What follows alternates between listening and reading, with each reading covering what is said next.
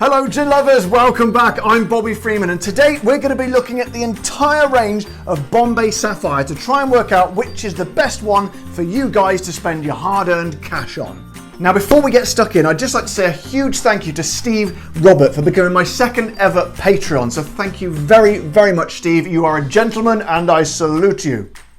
So my friends, let's start at the beginning, shall we? So this little fellow is your standard Bombay Sapphire. So this is the one that you will see on every shelf, in every shop, every store, every bar and every club and every liquor store in the world, because this, my friends, rules the roost globally, worldwide. It is everywhere. And I've said this in a lot, I'll be repeating a lot of this from the previous sort of videos I've made about various Bombay Sapphires, but it really is everywhere. I believe it is the best-selling gin in the world, and my regular viewers and subscribers will know my feelings that it shouldn't be. Basically, I think it's basically like the Emperor's new clothes. People are telling you that this is the best gin out there, but really, in reality, when you try it and think about it for yourself, you go, actually, it's not that great. I don't think it's brilliant. I'm not going to go into it too deeply because, as I say, I have covered this many times before, but this one I would say avoid. I don't like it and I don't think you should be drinking it. There are certainly a lot better gins out there, and I'm not even going to bother trying it because I know what it tastes like. You guys know what it tastes like. Watch my other videos if you want to know. But that fella is certainly not the best one. I don't recommend you spend your money on it.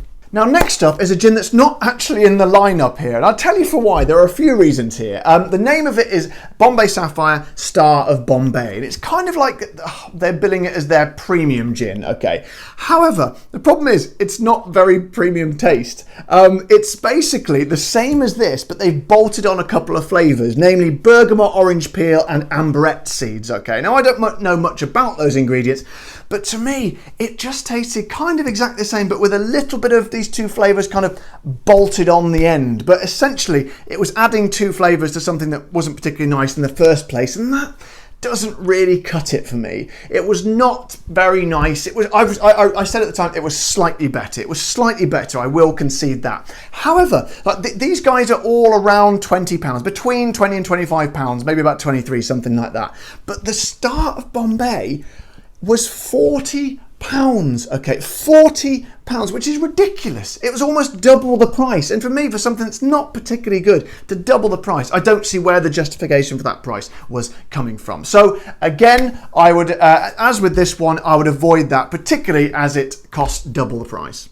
Now the third one is this little fellow here, which I reviewed a couple of videos ago, Bombay Sapphire East, this one. Now again, it falls into a very, very similar category as the Star of Bombay, because all it is the same gin, but with a couple of extra flavours in there. And it just, but these are more sort of Far Eastern flavours. So it had Cambodian pepper and Thai lemongrass, okay, which sounds great. And yeah, it did taste a lot more citrus forward, but again, these two great big flavours were just whacked in with the others, and I believe, I mean, I might be wrong, I don't know, but I believe that very little thought went into it. It smacked of a gin where very little thought went into it. I thought, we need to do something oriental, really? Oh, what should we choose? Lemongrass and Cambodian pepper. Whack it in. Should we taste it? Nah, don't bother, just send it out. I'm paraphrasing, I don't know if that actually happened, but for me, again, it was okay, it was all right, mildly better than this, but not really worth going for, if you ask me. Now then, that's the negative part over, because two of the Bombay gins I actually quite liked. And I was so happy because I didn't want to be this sort of, bringer of bad tidings and just sort of a miserable sod moaning about all the Bombay Sapphire gins. And let's start off with this little fella, shall we? Because this, my friends, is Bombay Sapphire Limited Edition English Estate. Now, what they did with this one, they added in mint and rose hip. I think it's called rose hip. It's basically like the fruit of a rose plant. And also, I believe it was nutmeg, or like a sort of a nutty flavour. And I was not really 100% sure, but I tried it, and you know what? It was actually really nice. I was pleasantly surprised. I actually really enjoyed it. I'm going to try it again for you now to try and relive that. I'm just going to pop a little bit of tonic in there just to bring out the flavours. Yes, so let's get a bit of a blast on this, shall we? Just to remind myself.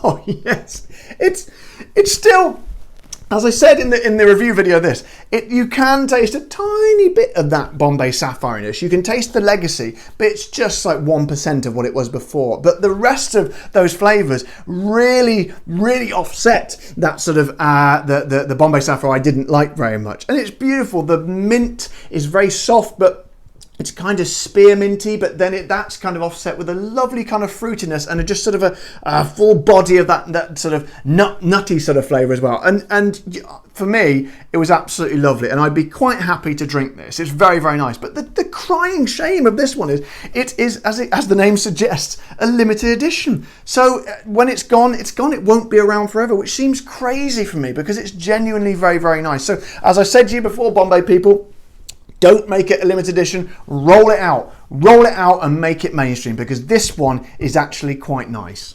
And finally, my friends, last but by no means least, is this rather strange looking fellow. Very different to the restaurant. This one is the original Bombay London Dry Gin. And look at that behemoth of a bottle there. Huge, isn't it? Now, this one's quite hard to come by. Well, I say hard to come by. In the shops and in the bars, it's very rare. You can get it off Amazon fairly easily. But this, I thought to myself, because they've actually taken 2 ingredients away in this. Rather than 10, like this one, the standard Bombay Sapphire, it's actually got 8. Okay, they took away the grains of paradise and the kubeb berries. Now, I don't know what's in those, but I suspect they are the culprit for that slightly chemically tasting taste that the standard Bombay Sapphire gives, and the ones that I don't like, because I tried this, and this was actually the first one that I enjoyed of Bombay. It was I was so happy when I tried it. Let's just refresh the old memory, shall we? So,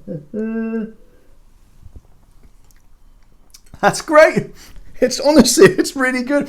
I wouldn't say it's not knocking it out the ballpark for me, not by any means. I wouldn't say it's stupendous, and it's certainly not on the level of the Beefeaters and the Sipsmiths and certainly some of the lovely Australian gins I've tried recently. But it's a good, solid gin. It's what I call a no-nonsense gin. I like it very, very much, and you could do a lot worse, a lot worse than having this one in your cupboard, my friends.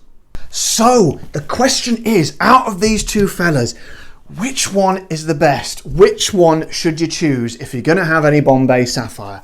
Which one is it going to be? It's really difficult. They're going to go head to head now. Let me just... I really like this one. I really like that gin, but this one's a bit of an enigma. And although it's weird, because although you've got a little bit of that, as I say, that legacy Bombay Sapphire taste, oh man, those other lovely flavours were so powerful. The mint and that rosehip and the nuts. It's really kind of, it's got a bit of je ne sais quoi. I'd never used that phrase on this channel before, but it kind of fits, I think. There's a little bit of pizzazz, a little bit of magic in there. And you know what? One thing I criticise Bombay Sapphire for is not having personality, and that has got a bit of personality, and this has as well. But I think this was slightly more run-of-the-mill, slightly, still nice, but hasn't got the pizzazz that this one has got, right? However, so I would say this is the number 1, but the trouble is, as I said, it's a limited edition. So the chances are, by the time you watch this video, or if it's sort of, if you're watching it in the future, which I presume you are because you're not going to watch it in the past, this is probably not going to be here.